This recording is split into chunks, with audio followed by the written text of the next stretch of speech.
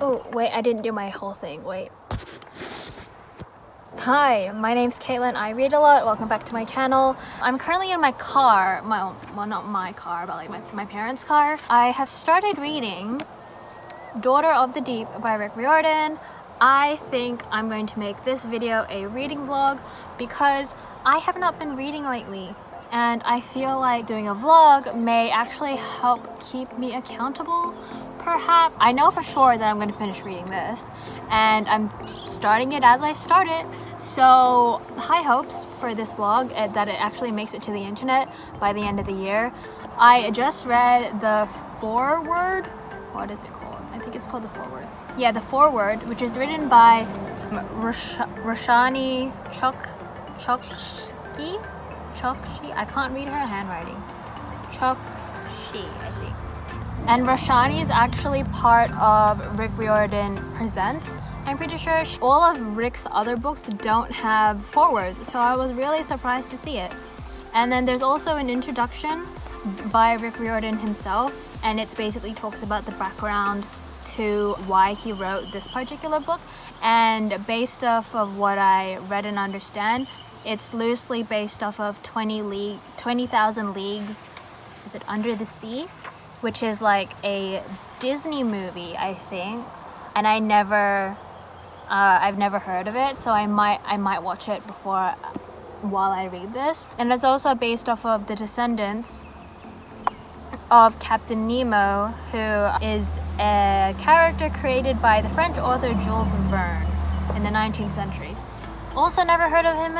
Rick said that it's one of his favorite characters and was the reason why he chose Percy Jackson to be a son of Poseidon, because Captain Nemo is obviously a captain and like a pirate in that sense and ruled the oceans, and Rick always had a connection to the sea in that way, and that's why he both made Percy, son of Poseidon, and also started writing Daughter of the Deep. So if you don't know what Daughter of the Deep is about, because I feel like I should probably introduce you to the book first, it follows Anna Dakar, and basically she goes to a school that has 4 houses. I say houses, but I don't know how important that plays a part the book as of so far, but I will read them out. They're based off of sea animals.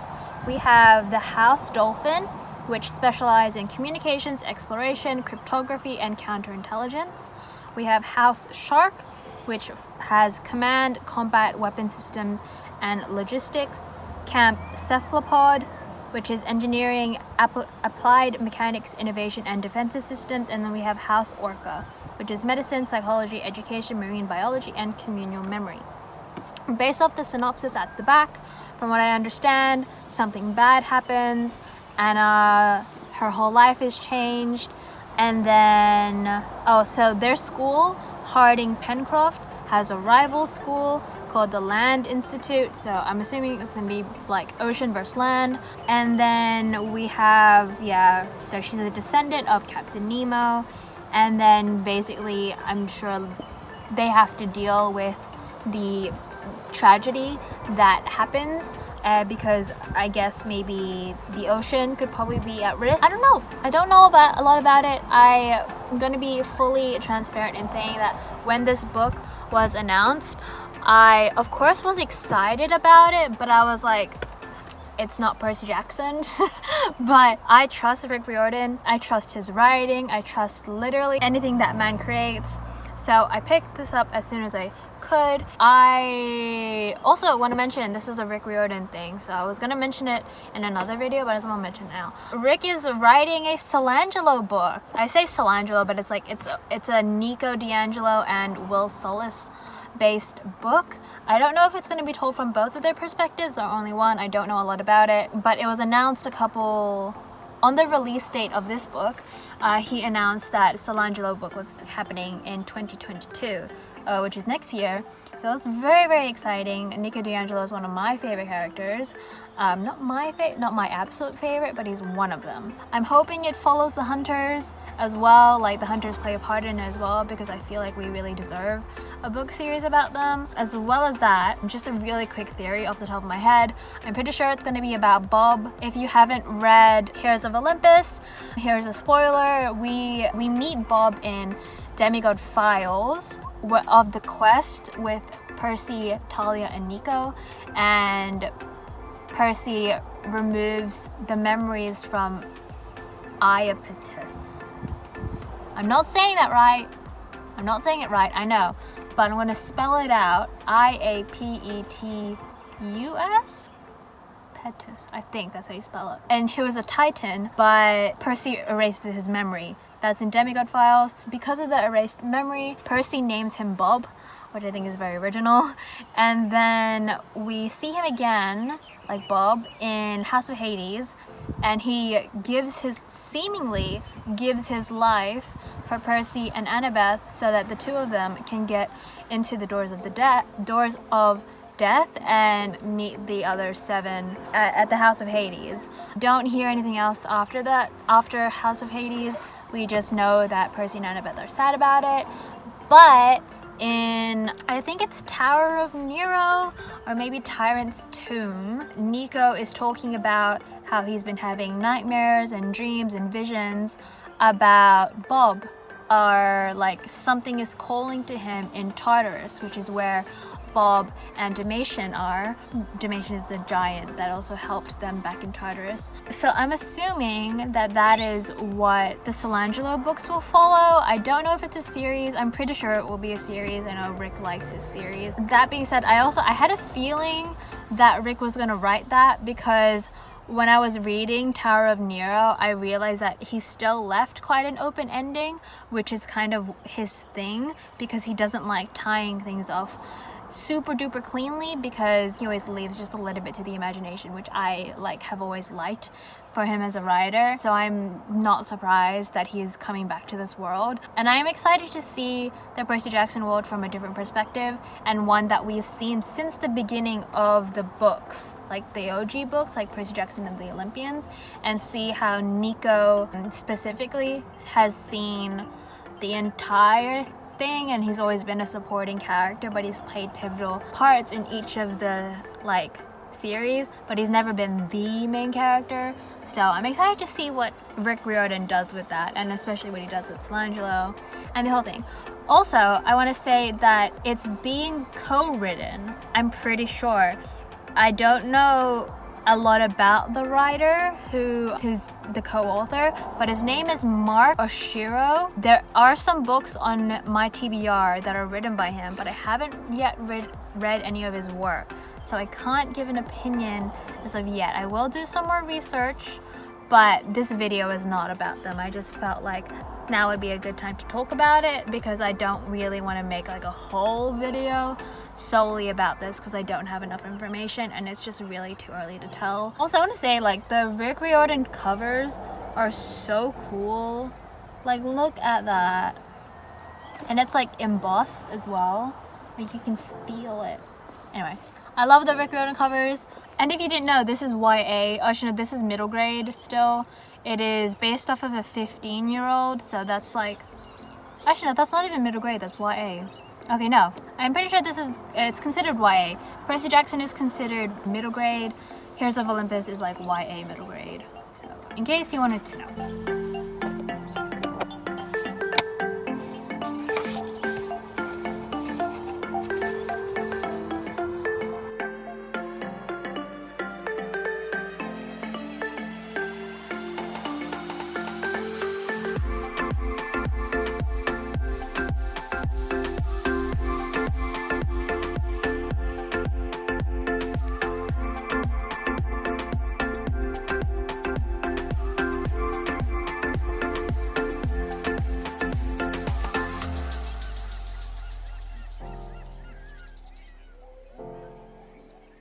Hello, it is the next day and I am approaching the halfway point. I'm on page 123 and there's like, I think there's like 400 pages. There's like less than 400 pages. So I'm nearly halfway. And I'm actually really enjoying it. It definitely feels like a Rick Riordan book. Like, I'm laughing, like the jokes, they're not as funny as the Trials of Apollo jokes and the original series, which I think are the funniest books he's written, but it's still pretty good. It's enjoyable. I do have to say though, Rick Riordan, what do you have against adults? Because in every single book he's written, he just kills them all. Like, he just has no shame in just completely obliterating every single adult figure in these kids' lives. Like, this, our main character in this book is 14, and she's turning 15 in about a week or so, and she just has like no adult supervision. She's pretty much the captain of this ship, and just there's no adults ever in his books. And I know that the books are meant to be centered around the kids growing up and being forced to deal with adult things, but it's just, geez, Rick. Like, cut these kids some slack, will you? Another thing that I want to like quickly mention that like I feel like really stands out about this book is the representation. And I feel like with every Rick book, the representation just gets better and better, and it gets more and more well written. I know that the original series was quite predominantly white, but that being said, there was always kind of the flexibility to headcanon characters as non-white or POC. And then as he, wrote more books, the representation became a lot more present. I know Heroes of Olympus has had a lot of issues with the representation that was provided because it was not always written very well. Trials of Apollo was a lot better, and I think Magnus Chase was a lot better as well. But I feel like with Daughter of the Deep, he's really done his research, and from what I heard, he had sensitivity readers, and from what I understand of what sensitivity readers are they're just like people who like are like the character that he's writing, if I'm not mistaken. Anna Dakar is Indian, I'm pretty sure. And then just off the top of my head, from what I remember, her best friend, or like one of her best friends, is autistic. And I personally don't know a lot about autistic representation because I myself am not. It's being said in a way that is very normal. Like, everything about this is normal. Like, there's a group of 20 kids, like that is their entire grade.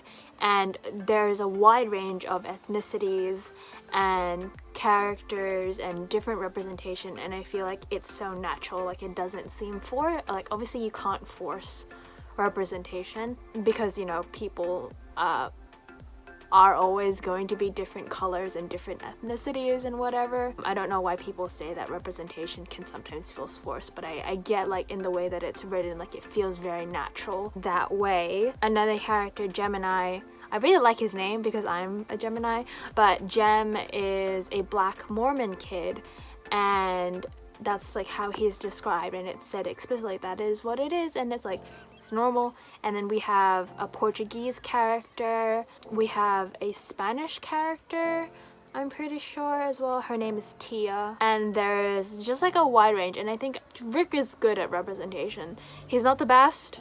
We'll preface that by saying, like, he has not always been the best, but he definitely is trying. And a lot of authors don't do that. They don't take into consideration what their community says. I feel like Rick really does listen to his readers when, like, they say that something's, especially the community that he's trying to represent, when they say that it's not done right, he will listen, and I feel like that's what he did with this book. And I'm really enjoying myself. I I'm reading it slowly as I can, because I want to savor Rick's writing because it's so fun to read. But I do have some stuff to do today, so I don't know how much further I can get. The chapters are really short though, so I'm already on chapter 22, and that's like that much. But they're really short, so that's why it makes it feel so quick paced. I don't have any other like thoughts about the book. Like, I don't know enough about the mythology, or like the book that they're referencing, which is 20,000 Leagues Under the Sea. Like, I don't know anything about it, so I can't put my 2 cents into what may happen in the book. I have been kind of picking up on like some foreshadowing about the Nautilus, which is the ship that they're trying to find, and there's like a spy amidst them, and I'm trying to figure out who it is. I'm pleasantly surprised at the plot. Like, I find that it's very interesting. It's not very info dumpy. I am finding things out as the character finds out, and as they process it, I'm processing it as well. Which in some fantasy books it's hard to, because there's like a lot of stuff happening all at once. But Rick has always been really good at world building, so I'm happy with this book as a whole. I have very high expectations for Rick Riordan, and he's so far delivering, so I'm happy. I literally just stopped filming, but I started reading a new chapter because I got excited. Like, this is such a little thing, but we haven't gotten a main character point of view from a female before, I just realized. So main characters from all of the books Rick has written was like Percy, and then we have like obviously like the 7 from the Heroes of Olympus. I don't know if we have an Alex point of view. I don't think we do, and we have got a Sadie point of view, but I feel like they were never really written super good. I feel like the only one who I like really think he did well with writing the perspective of was Annabeth, and that was because we knew her so well. But because this is a completely new character, I don't have that comparison to in the same world. But anyway, that's irrelevant. But our main character just got her period, and I don't know why, but I really appreciate that, because it's a middle school book, like young YA book, and not a lot of books talk about that, especially when it's set in like modern world, and it was like never mentioned from what I can recall in any of the books that he's written so far. So like, props to Rick for making these characters very real. Thank you. I literally haven't read anything else. I literally just like read the part like my period has started, and I was like, Rick knows what's up. He definitely is making his characters a lot more 3-dimensional, more so than they've ever been. Yeah, I don't know, it was such a little thing, but I appreciate it.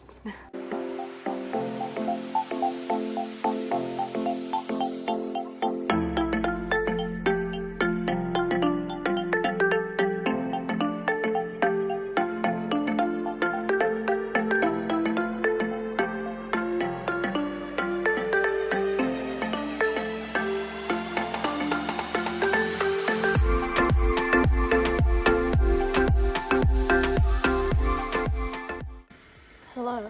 I really do not look my best right now, and I'm not feeling the best, but I just finished reading Daughter of the Deep. I showed my reaction to the end in a time lapse, but I don't know if you could fully see my face, like the way that I reacted at the end. But I'm gonna do a proper in-depth review tomorrow when I've gathered my thoughts a bit more. But right off the bat, I really enjoyed it. It is the 4th of November, so it only took me like 2-3 days to read it. But I thought that this was a really good first installment to this world. It definitely got a lot more info dumpy towards the end of the book, and I feel like a lot of the technological aspects to the world were a little bit confusing to me, because it felt too scientific and it was a bit of a reach. It was very futuristic. and I couldn't really grasp my head around it, but I definitely think with like a reread or like a summary I could probably get a better grasp for it.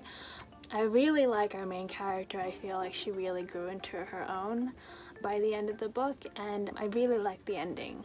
It did catch me by surprise, which is actually pretty hard to do, I find, in books, just because I have so much history readings. I feel like I can quickly guess relatively easily like what's gonna happen at the end of the book, but I wasn't able to do that with this. Like, I knew it was gonna be a happy ending, like give or take, because it's a Rick Riordan book, but I was really pleasantly surprised with it. I'll probably go more into depth and into spoilers tomorrow, but non-spoilery thoughts as of right now, I just overall really enjoyed it. Yeah, like the characters I think are just so charming.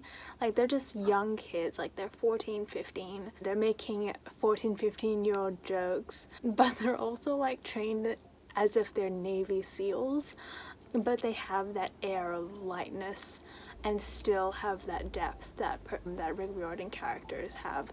I really appreciate that. I'm really happy that Rick has that flair and that ability to do that with his characters, because obviously if it isn't for characters then I wouldn't be here for the plot, because honestly I don't know what's happening. I know like the objective of course is to beat the Land Institute, but because I don't know enough about the Land Institute, it's hard to pine for a particular side. But because of the characters that we see from Harding, Pencroff, then I'm like more inclined to support them and to like them as characters. That's my non-spoilery thoughts. As for writing, it's pretty standard. I love Rick Riordan's writing. It was funny, it was easy to read. I flew through it, as I said.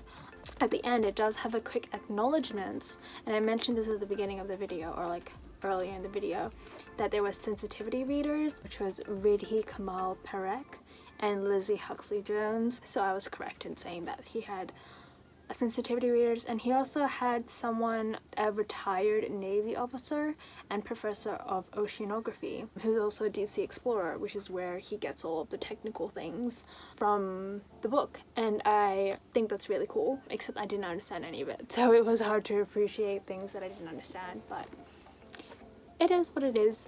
Yeah, all in all, really enjoyed it. Genuinely not surprised I flew through that so quickly. But I'm gonna give myself, like, it's kind of late now. It's like 10. It's like 10:17 now. I finished it about like an hour or two ago. Probably gonna get ready for bed now, and then I'll see you guys tomorrow.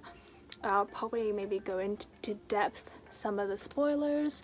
I nearly forgot to film this, but I didn't, so here we are. I'm gonna just fix the lighting slightly.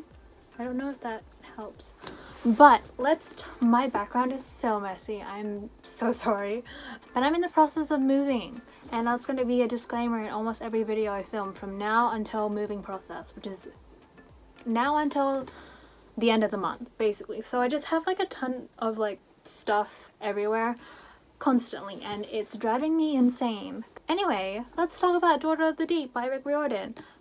I did do some spoilery thoughts last night, but I have had a little bit of time to think about it and kind of fully decide my rating. Last night I said 4 out of 5, and I'm pretty happy to stick with that. If anything, I'd probably maybe give it a 3.5, which is actually a little bit less than what I would normally give a Rick Riordan book. But that being said, I'm only doing that because I know I hold Rick Riordan up on a really high pedestal, and usually when I go into his books, I'm already assuming that the book is a 5 out of 5. So I want to be more analytical and be a little less biased with my reviews. But that being said, like, it wasn't a bad book. Like, it was a really good book. In fact, I finished it quickly. I really enjoyed the plot and I really enjoyed the characters. But the thing is, this is what determines a 5 out of 5 book for me, and I have mentioned this before, but if I can create a really personal and deep connection with the characters to the point where I am crying for the characters, then that book is a 5 out of 5, or at the least a 4.5. And unfortunately, this book did not make me cry. I did get very close to it at the end, and this is a spoiler from now until the end of the video it will be spoilers unless I do my outro and everything. But the ending where Anna decides to bring Dev onto the Nautilus and show where her parents' ashes were scattered and where her ancestor Captain Nemo's ashes were scattered. I feel like that was such a beautiful scene, and it was done really well on Rick's part, and I love that he has made Anna to be such a selfless character where she understands so deeply why her brother did what he did, and why also that she needs to share this grief with him so that he can help better himself, to no longer betray and to also become a better person himself.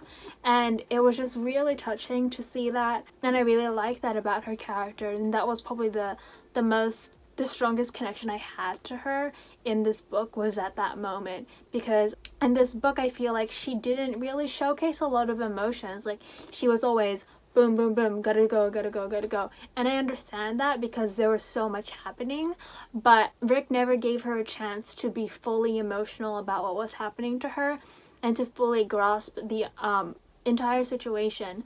And I think when she does that with Dev at the end, that's where I really see it, and that's where I was able to create a connection to her.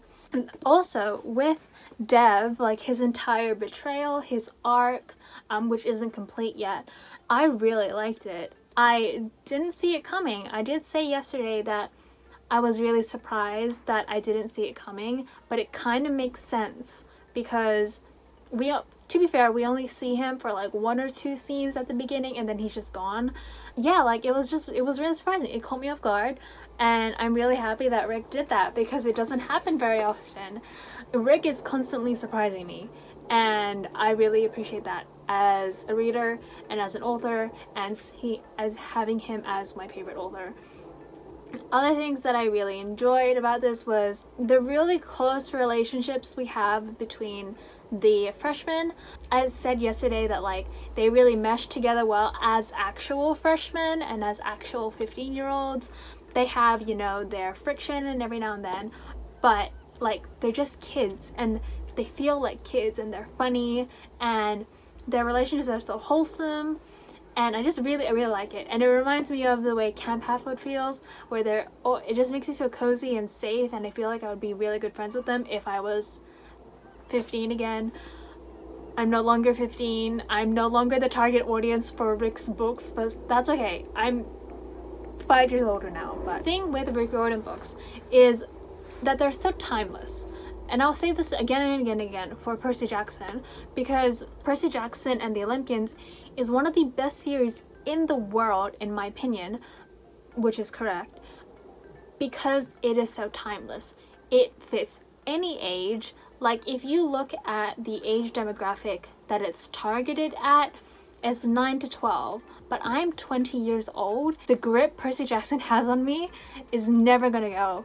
Like, I will be reading those books to my kids in the future. Like, that is how much I know that these books are going to stick with me for the rest of my life. And I know other readers who are even older than me and still have a strong attachment to Percy Jackson. I know kids younger than me who are the target audience and say like, oh yeah, this is my favorite book as well. It's like, it's so timeless, and I think that's what Rick does so well with his books. Like, he has a very timeless way of writing. It's always relevant. It is always like, it's always so good. And I really love that about his stuff, and this is definitely going to be another one of those. And what I really appreciate in general as well is his representation, and how now he's really branching out into the people that he's writing about now that he's learned how to do it with Indian representation, and also incorporating other classmates of different color, different ethnicities, and then showing how that then plays into the context of the story, and how that will change the context as well with how the characters interact with other characters, and how there are things like language barriers, and how it may advantage or disadvantage other people, and just all of the different intricacies that come with being POC. And I know I can't speak on behalf of who is represented in this particular book, but as someone who's going into this book not being it, and in seeing it, I'm appreciating it as a POC person. And yeah, just that is just a general consensus of like what I think. Like, I don't think I have much more to add.